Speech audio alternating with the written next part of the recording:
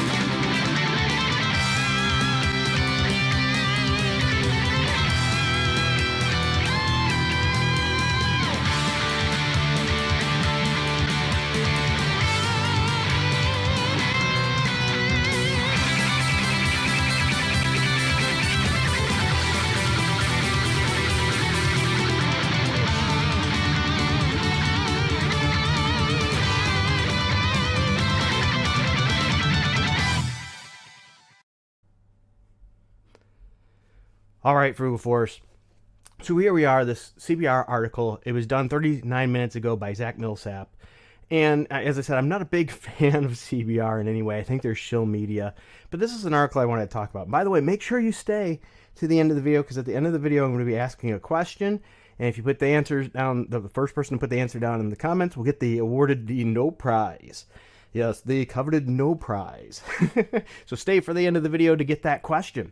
All right, so the article says, couch co-op video games are becoming rarer every year. And that's pretty true.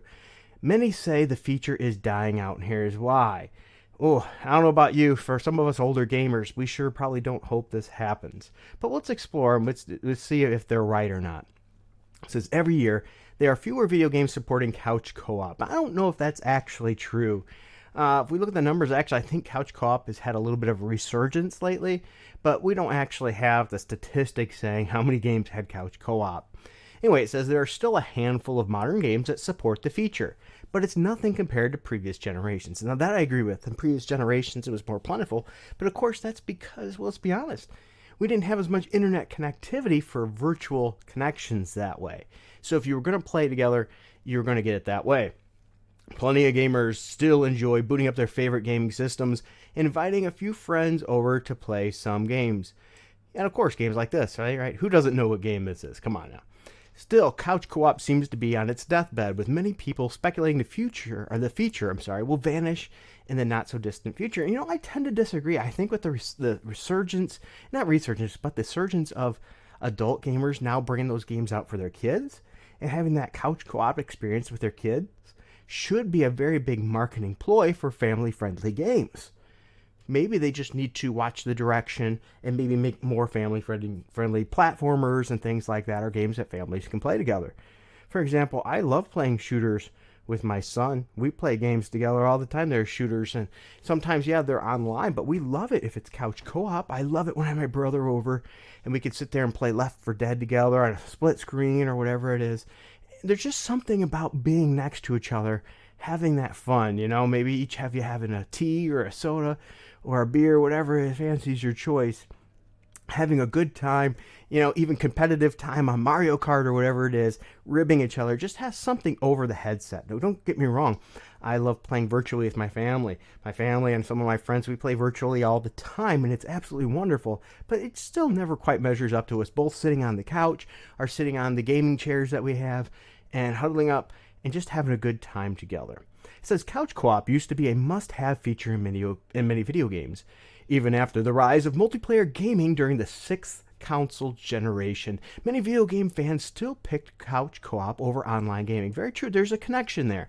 The experience of going through a game with family member or your best friend at your side is something online gaming cannot replace, and I agree with that. However, the desire for couch co-op has greatly diminished over time, and that's an argumentable point there. What do you guys think? Do you really think the desire for this couch co-op has diminished over time? I don't think it has. I think this is a statistic that needs to be explored. We need to look into this and see how many people would really like that. For example, I loved it when like Call of Duty would have those, forgot what they call them. There's some kind of campaign levels where you and a friend would do it together. You use couch co-op, sit together, and go through that mission. I know some of you can do it virtually too, but there was something about it sitting next to each other and doing it that way. Multiplayer has made couch co-op obsolete, and with that, I 100% disagree. I do not agree with this, even though they're trying to defend against their own statement here. I disagree with this statement completely. It will never make it obsolete. It's just another way of doing things. I think sitting next to the couch on with somebody is always going to be better than having the headset on, but that's me. While it doesn't offer the exact same experience as couch co-op, it provides a similar experience in a more convenient fashion. I don't know about you, it's not always more convenient. Similar, yes, convenient, not necessarily. Video game fans no longer have to wait for a friend to get off work or school to play co-op games. And I want you to think of it. You don't have to wait for them to get off of work. You expect them to play these games with you while they're on the job or at school. That's a little bit of a misstatement there. I mean, yeah, there's maybe kids have recess, lunch break, and workers have breaks too. But let's be honest here. Most of the time, we're still waiting afterwards anyway. Gamers can simply go online and find thousands of people from all over the world ready to play the game. Yes, but once again, those aren't their family and friends necessarily. Those are just people. Now, here you might go, well, what difference does it make? Okay, try this. Play Call of Duty without a squad, without people that you know. Let's be honest, how much teamwork do you really get there? But when you have your family, your friends, and you're all mic'd up together and communicating, you're doing a lot better. For example, just recently I played a game of Call of Duty World War II with my brother, and we were sitting there calling out where the guys were, helping each other out, so none of us got surprised. And some idiot on the same team was like, shut up! And we're like, you realize we're trying to help each other out. And at the end of the match, my brother and I each had great KDs. I think I was like 16-3, and he was 14-2 or something like that. The guy that complained that we were helping each other and working each other on our team went, I think he was like 4-15 or something. He got decimated. And that's part of the problem. You don't get always that true connectivity. So saying that you can just hop on with any old friend or any person to find a game with, well, it's not always that good. A lot of people would rather jump online once they get home than change clothes and go to a buddy's house just to complete a few levels. Yeah, I don't think that's 100% true. It depends on where they live and all that. Sorry, my phone was going off. I had to shut it down right there. I think we'd rather play with friends, but yeah, okay. Sometimes we do just want to go home, sit down, chill out, and fire up a game without having somebody come over. I agree with that too. But, that's a different thing entirely. Why can't we have online multiplayer and couch co-op both in a game? Let's give both opportunities there. Online multiplayer may not give gamers the exact same joyous feeling that playing the game with a friend physically brings, but that's a small price to pay for the convenience of online gaming. I disagree there. I don't think that's a small price to pay. Also, there's something to be said for virtual people.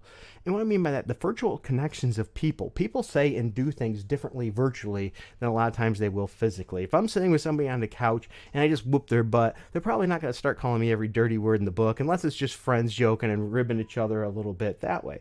But, for example, my brother and I, if we whoop somebody on Call of Duty, we get called fat pigs and everything else, and they don't even know who we are, and all kinds of profane words and things like that, which you don't usually tend to get in couch co-op unless it's guys, or ladies that are picking little jabs at each other just for fun. It's a little bit of a different experience, if you will. Online multiplayer also has some pretty big advantages over co-op. These days of playing a game on a tiny split screen seems to be over since online multiplayer became popular. Okay, playing on a tiny split screen. How many of you have a tiny television screen? Come on, let's be honest. Most of us have big screen TVs today, and having a split screen on that is not hard to see. I mean, when you're rocking, a 52-inch TV or a 70-inch flat screen TV, split screen is just fine. It's not a problem. So that tiny screen thing is not really that accurate. Most gamers will remember playing classic games like GoldenEye or Twisted Metal with 4 people and having a super small screen in one of the corners of their television. But that was back in the day. Televisions are much cheaper now for having a big screen TV, so this whole argument is really not holding any water here. Players could barely see what's going on, especially if they had a smaller TV. Online gaming got rid of all these issues and made multiplayer a much smoother experience. And now here was some, as I said, first of all, how many people are really gaming and having people over on a small screen TV? Not as likely, because big screen TVs are relatively cheap now. Maybe not the highest quality big screens, but good enough to have a good playing experience, making that not hold water. But also what they're not mentioning here too is things that you don't necessarily deal with couch co-op that you do with online. What about the lag? What about internet connectivity issues when it drops out? How about terrible lag compensation? Anybody who's played shooters and fight games online, you know that lag compensation in many cases is absolutely dreadful and game killing. Whereas if you were just playing with somebody on your couch and you didn't have to worry about that, you didn't have those problems. So there's another mistake there. There's advantages and disadvantages in each one. So they address some of this a little bit. Some people still don't have access to high-speed internet. The video game documentary Not for Resale highlights a few game stories that actually allow people without high-speed internet to bring their systems just to update them. And that's true. I live in an area where I have high-speed internet, well, somewhat. I don't have a lot of providers. I really have one provider. It's that or one other alternative that you have to pay a ton for, super expensive, and then they have a data cap that's very low. So my options are very, very limited. And that's one of the reasons you don't see me doing as many live streams and things, is that I just can't. During peak times, my internet just can't do it. It's just not good enough, because even though they supposedly provide, they don't. So therefore, some video game fans don't have the luxury of multiplayer gaming. Many still yearn for the couch co-op experience. With the feature slowly going away, these gamers won't be able to enjoy playing games with their family and friends. And that's absolutely true. One of my favorite things is sitting there playing with Little Frugal or my little girl, the American Dream, and just having fun playing a game together, whether it be a beat 'em up, fight game, first-person shooter, a puzzle, or whatever it is, we have fun. There's just something about sitting next to that person and having that true connection. And don't get me wrong, I've had some great online connections with people and built friendships online with gaming as well. Maybe not all multiplayer games should have a couch co-op feature, and that's true. They don't all have to. But that doesn't mean it should just disappear forever. There should always be a select few games that have a couch co-op option, since the market is still there. So since the market's still there, why should there only be a select few? Why not as many as possible? Why not?